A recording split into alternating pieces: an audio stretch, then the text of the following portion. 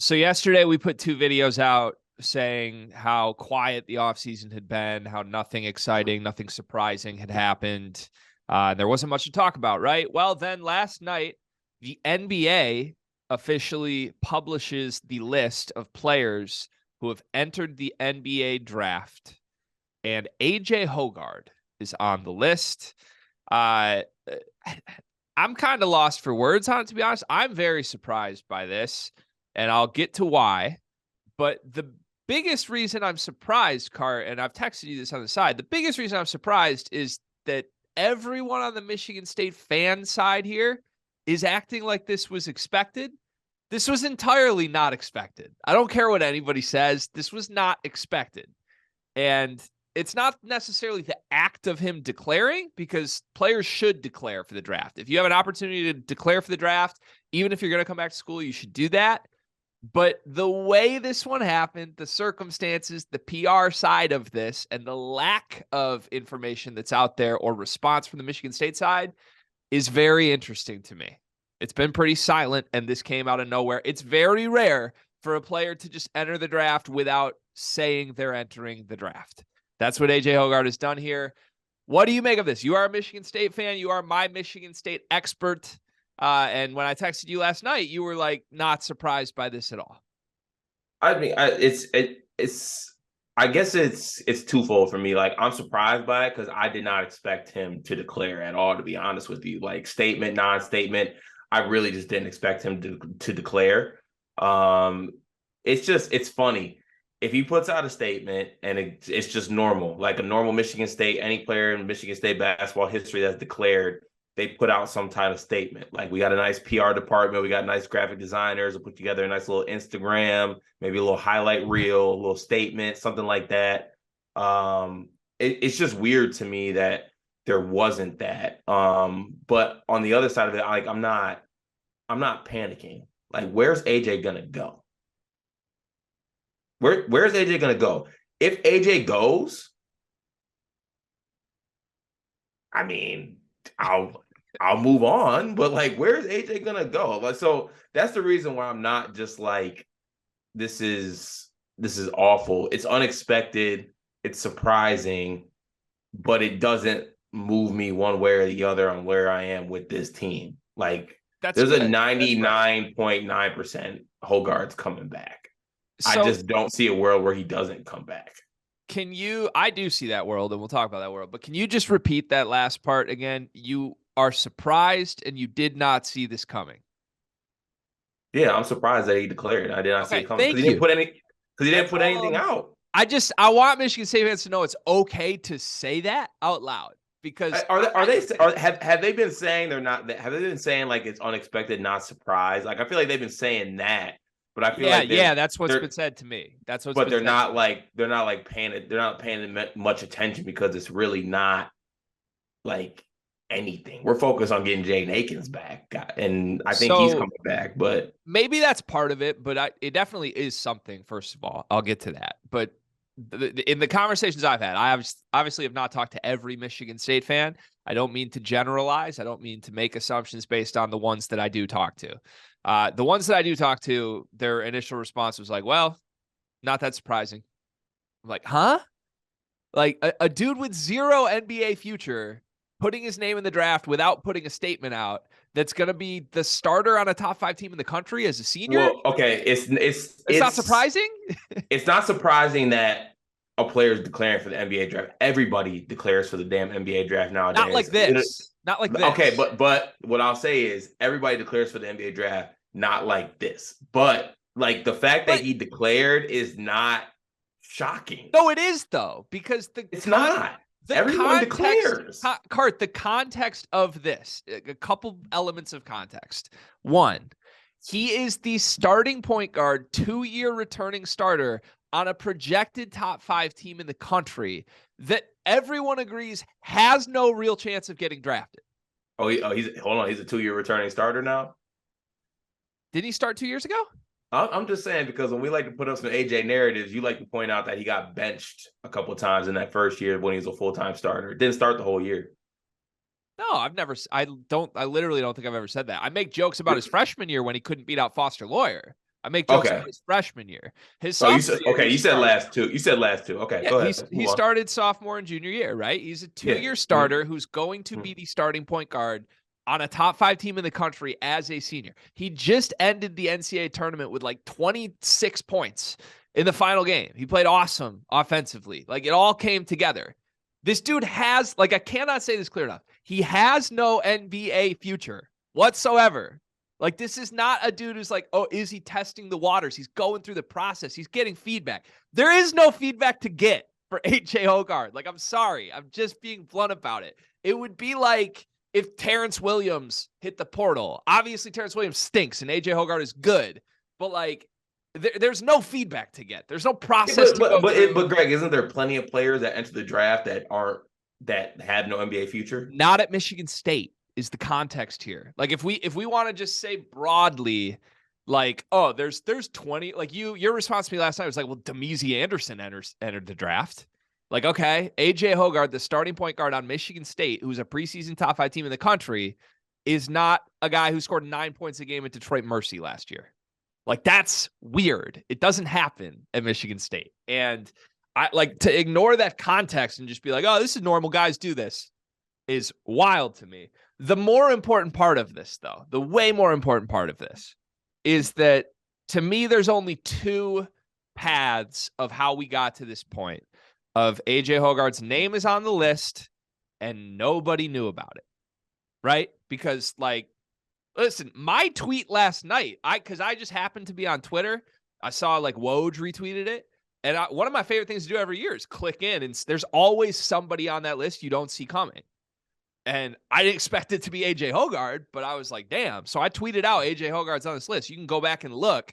Like, none of the beat writers, nobody on Michigan State had that before I tweeted AJ Hoggard's on this list 2 minutes after the NBA put it out. Nobody saw this coming.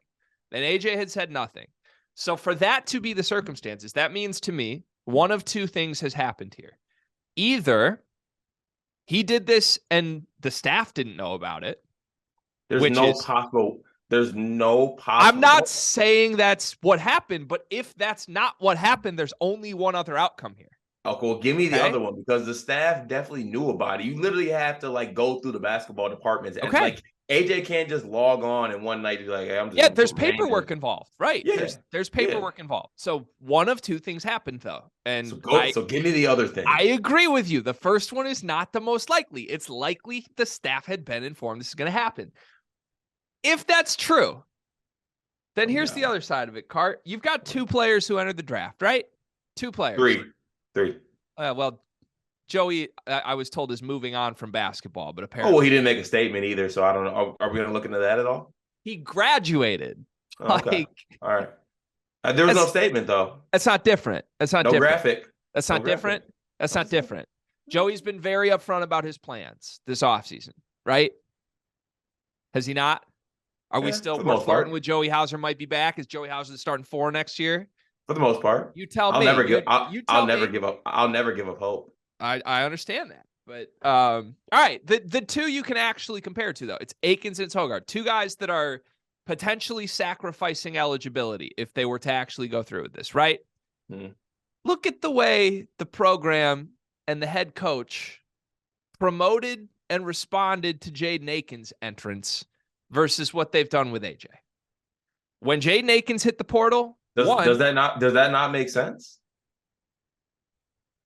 No, it doesn't. Why? Unless there's movement on they want one of these things to happen. It's like I don't even know what analogy I could use right now. Like someone's like, I'll do it right now. Like I'll push this button. Like we know they're not pushing the button. We're not going to pay attention to them. We're going to pay attention to the person that can actually push the button. But Jaden Akins could actually push the button. Regardless of that, the normal thing for programs to do, and the normal thing Michigan State has done in the past, is you engage and you promote that your players are doing this.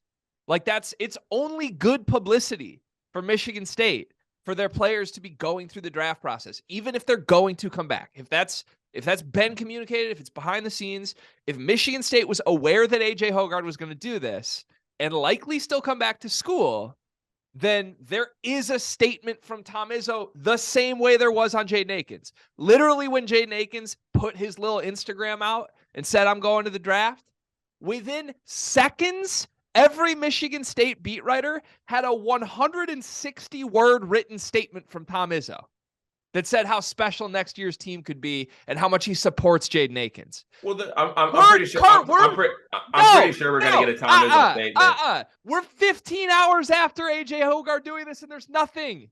There's nothing. Like right now, that hasn't happened. And I get Tom was kicking it with Ishbia last night. Fine. Even if he's kicking it with Ishbia, if they knew this was coming, all that shit's prepared on the front end. Like, it's not hard. This happens at every big program, and you prepare statements and you promote it because it's good for the school. So the fact that none of that has happened with AJ Hoggard, but it all happened instantly with Jaden Akins is wild. And like, that's not as wild. It's wild, but at the same time, it's not, because I think that I truly, and I don't know how to put this in a way that sounds good, because I don't mean to sound bad. I literally don't think they care or worry about AJ entering the draft, because it literally means nothing. I truly think it does. If they care about AJ, the player and the person at all, whether or not you care, like you think you're in danger of losing him, like you give him the same promotion you give Jade. Like that's just how it works. That's what guys do. It's funny. Literally, it's funny how the small things in life can just spiral. If there's a graphic, if there's a 30-second clip, I don't have to deal with this. That's all I needed. Look, if Michigan State does exactly what they did for Jaden Akins for Hoggard, then that means they were prepared for this and they knew it was coming. That didn't happen. So again, to me, either the staff did not know this was coming, which I think is more unlikely than the other alternative, which is the staff did know this was coming and chose not to promote or publicize or give any written statement on how special AJ Hoggard is and how special next year could be with him. So you do the math there, because we said 3 months ago, and we've been doing this now ongoing, gun to our head, Cart, we do not see both AJ Hoggard and Jaden Akins on the same team next year. And since the moment the season ended, when Hoggard played awesome in that final game, everything has tracked toward, well, maybe they will be on the same team next year. Like, Walker's back, 1 more year chance. That was the first thing. Everything's been quiet with AJ. Everybody just assumed he's back because where else would he go? Then all of a sudden, okay, Jaden Akins going to enter the draft, but we're confident we're going to get him back. He's not in the portal. Everything's good. This is the first curveball, Cart, because there is no real logic to this. There is no real logic to AJ Hoggard. Is it not fitting? Is it not fitting who that curveball is coming from? I mean, WAP. I mean, thank you. The gift that keeps on giving. Truly, man. That is kind of an element of this, though, too, is like, even if you can say strongly, if you truly feel confident that like, oh, he's just doing it to go through the process, he's going to be back, you can't feel super confident knowing what AJ Hoggard's going to do. He's AJ Hoggard, right? Like that's an element. That's true. That's very true. He's wildly unpredictable. But like either way, I'm going to reach a dream. What does that mean? Like if one dream dies and AJ doesn't come back and he doesn't be the point guard of this team, there's a very real chance that I get my Akins Walker backcourt next year. Yeah. I mean, this is essentially what I think is happening right now is we have a good old fashioned like 2000s rom-com, will they, won't they, happening between AJ Hoggard and Jaden Akins. That's what's happening. I mean, it's a classic Michigan State rom-com, honestly, in basketball history. Except this rom-com doesn't end with other players' baby mama's pregnant, so that's good. Yeah, that's true. It's a little less version of a rom-com, a little watered down.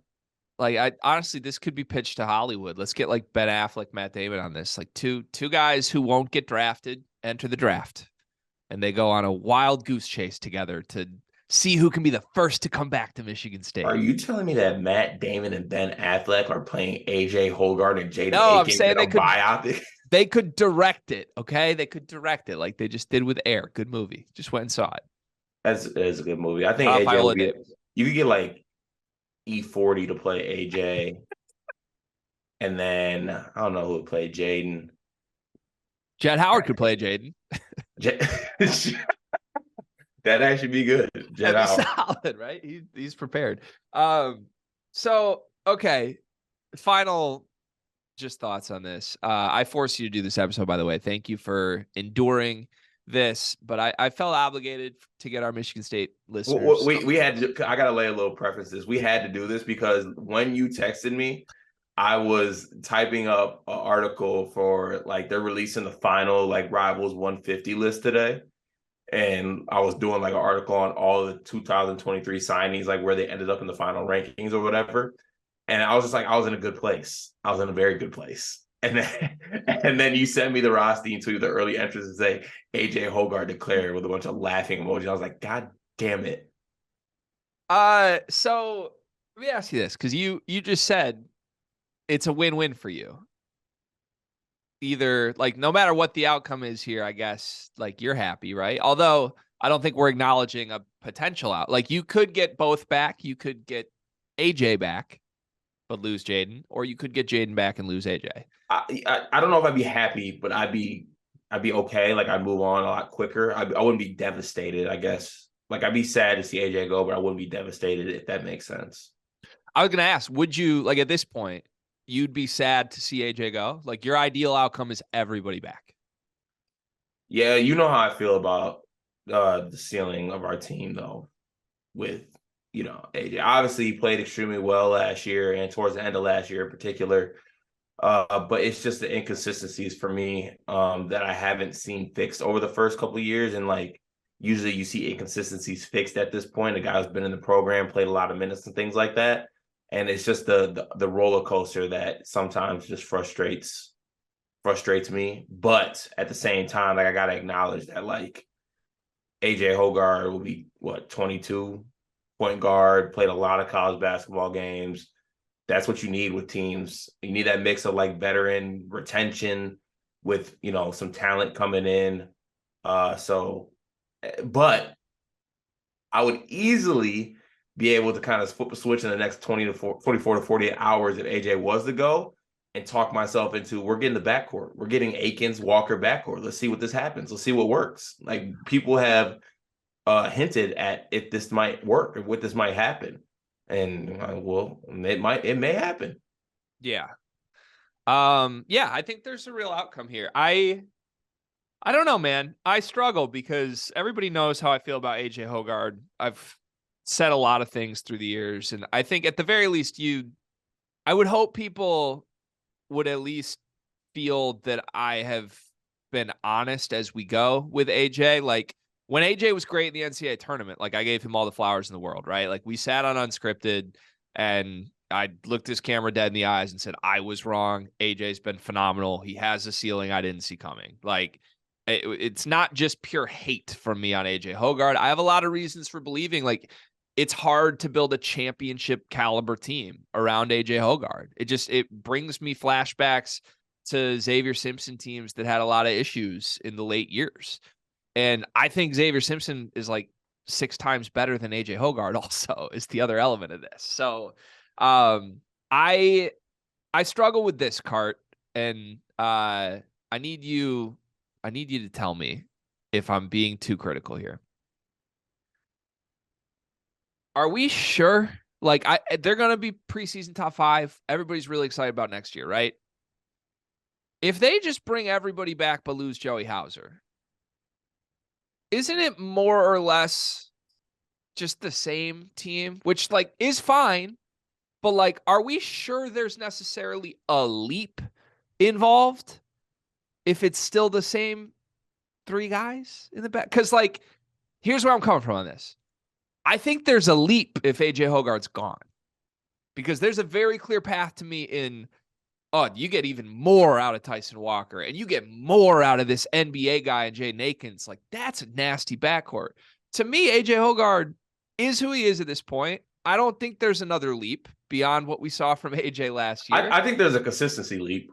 I don't think necessarily a play leap. but I think a Okay. consistency leap. I mean, but I've said this a lot. Risking a national title caliber team on AJ Hoggard taking a leap to be more consistent is a terrifying thing. Scary. Very It's scary. like we are. I mean, we are 3 weeks removed from the man throwing a temper tantrum and mocking his coach in a 10-point loss to a team that went 5-15 in the Big Ten. Like, and I get he played great in the NCAA tournament, but like even this year, consistency was the issue. And I just looked through his career card, like the memory of last year's team is gonna be a great one because of how they ended the season. It should be. They made a run to the Sweet 16. It was a good run, and they played great in that Kansas State game, even though they lost. Like all in all, that was a very successful year. Finished 26th on KenPom. Like I know, like KenPom's washed, but like, are we sure this is not just the same team minus the only good shooter on the team, other than Nakins? Replaced with a non-shooter, they're going to make a jump to top 5 in the country? Like, I guess what I'm saying is if Hoggard was actually gone, I almost buy that there is a leap more than I do if it's just run it back with the same guys without Joey Hauser. Yeah, I don't know if I'm agree with you on that one because I truly believe that the leap for AJ is consistency. It's not necessarily play. And if we get Tyson playing at the level he was last year, I also think that Tyson could also even play better. Like there is a world where, like you mentioned to me, like there's a world where Tyson is a 17 to 20 point per game scorer. Like there is a world where that happens. With the other two, though? Yeah, that's depending with it. Yeah, still, because I think there will be more shot. I think there will still be more shots for him, to be honest with you. I think a lot of the stuff. I think we're running out of shots. It's like, well, I mean, we'll figure like it if he's 20 a game, then what's Jaden? Well, I don't think I'm not saying he's going to be 20 a game, but I think he'll make a lead. But I do think that where I'll go with you on this one, even though I don't technically agree with your point as far as this team making a leap, there is we're still bringing back the same centers of last year's team. Like we're banking on Madi making a jump. Like we're banking on Carson Cooper making a jump. And I might give honestly Carson Cooper the most chance to actually make a jump out of the center rotation, and that's a scary thought. Like I don't know, but I mean, what you have right now, I think, is you have a team that, yes, last year they finished 26th, 25th on KenPom, whatever you want to say. KenPom was washed. We all know that, but you add this like youth to it. You add a really good recruit. You add a top 5 recruiting class to a team that was 26 on KenPom, whatever you want to say last year. Adds a little bit of a different element as far as athleticism and play. Now, granted, we don't know what those players are going to be, but I do have high hopes for that recruiting class. I truly do, even outside of Xavier Booker. Xavier Booker might be the one I'm least excited about, to be honest. They're going to be good for sure. I'm fair to go there. That's fair. They're old, yet young, and they got Tom Izzo. Old is good, young is bad. That's what they tell me. But you got to get some young with some old. Do you need young? I thought you didn't need young at all, is what I was told anymore. But well, I mean, you look at the championship game last year, the team that had a couple more younger players. They like San Diego State, they got their old asses out younged a little bit. Like they threw in Donovan Clingan in there a little bit. They did get out Hawkins as a sophomore. You know, they had a little bit of youth exuberance. They got a little out younged. You're right. Yeah, I guess I think if you were to tell me there's a big leap for this team from last season to next season, like they really do go from the 26th best team in the country to the first best team in the country. Here's how I would rank the likely things that happen for that to happen in order of how likely they are. Number 1, Jaden Akins is in a bigger role and is phenomenal. Number 2, Tyson Walker is more on ball. Number 3, maybe Jeremy Fears or Xavier Booker come in and are a dude. Like that, those would be really the only 3 things I really see as no Cohen Carr be a dude. He could be. I probably should lump him in there. I think I just think it's most likely like either Fears is like a freshman killer or Booker is out of role necessity. Can I give you a mini homework assignment? watch Cohen Carr. Just so I need like you to I love watch Cohen like Carr. I need you to watch like just one or maybe two, just like full, because I was a little late coming around on the hype, I'll admit. Like I was like, okay, yeah, like these dunks are like really sweet. Like this guy's like super athletic. The dunks are fun. There's something there. Like there's something Oh, I there agree. with him. I think I mentioned a long time ago like a Jared Vanderbilt-esque, but like doesn't have the Jared Vanderbilt measurables or passing, but like that type of player I think is there, I if agree. that makes sense. No, So I don't think you're wrong. I think the only reason, first of all, I watched, I think DK recently did. I think he's the guy who did the Cohen Carr stuff recently, and did he? I I might have watched missed that. that. It was really good. But I think the reason I'm not putting Carr in the group with the other two is just from what I've seen and from how I think the rotation will work next year. I don't think Cohen Carr has like all Big Ten potential in year one. He does in year two and beyond. I think there's a world where Booker's just a top 10 lottery pick, first team all Big Ten guy. Might not happen, but it could happen. I think there's a world where Jeremy Fears is just the one, like for lack of a better term. Like the only guy that I've seen that happen in my life from my team is Trey Burke. But Trey Burke showed up on campus as a 4-star recruit, and the moment he touched the ball, he was transcendent. I think there's a chance Jeremy Fears is that. And so if those are my four things, like for Michigan State to make a leap and not just be the same team with less shooting, to me, it would be more Tyson, more Jaden, more Jeremy Fears, and Xavier Booker special. 3 of those 4 things are dependent on AJ Hoggard getting out of the way, is where I'm at. So take that for what it is. They're going to be really good regardless. But this catches my attention in a big way, Cart, because I said it at the beginning of the offseason. Izzo's not an idiot. And as much as he's program guy, Spartan dog through and through, I don't believe him and AJ Hoggard have had the best relationship of any player he's ever coached. And no, definitely not. I think this is very, like, it's telling to me that there's just no statement from the programmer from Izzo on this entrance. Like that's never happened really anywhere. And it didn't happen with Jaden Akins, but it's happening with AJ Hoggard. So we'll see. All right. Prediction. Should we even do prediction at this point, or is it too early? Kind of feels too early. AJ, no, let's go ahead. AJ's coming back. AJ's coming back and Akins is also? Yeah. Okay. Can I give you my prediction? Please do. Jaden Akins announces his return to Michigan State before AJ Hoggard does. And the moment that happens, the door shuts. Wow. And we never hear anything else about it. But whether he stays in the draft, hits the portal, I don't know. But I think you're going to see a quick return to Michigan State from Akins. Now that there's a potential Hoggard departure, I think Akins and his camp are going to run through that door. And that door is going to shut behind him before AJ can get back in. We'll see. I want to end this episode with this, though. You think of all the players last year at Michigan State and their moments. Like you think of the Tyson moments last year.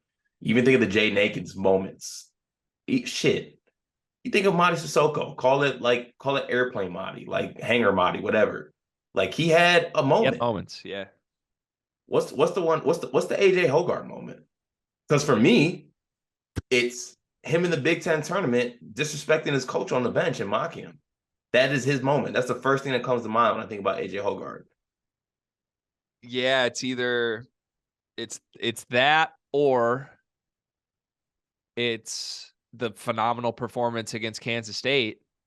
That was a great performance, but it's not the first one that comes to my mind. That was capped in a loss with him falling asleep on the baseline lob on the biggest play of the game. Like those are the two things I will vividly remember with AJ Hoggard this season. Or the time we saw him in a parking garage at 2 in the morning. And the episode. And thanks for watching Sleepers Media. We will document all of this, and you can jump in the comments and tell me how much you hate me, Michigan State. Enjoy your day, Cart. I love you. Goodbye.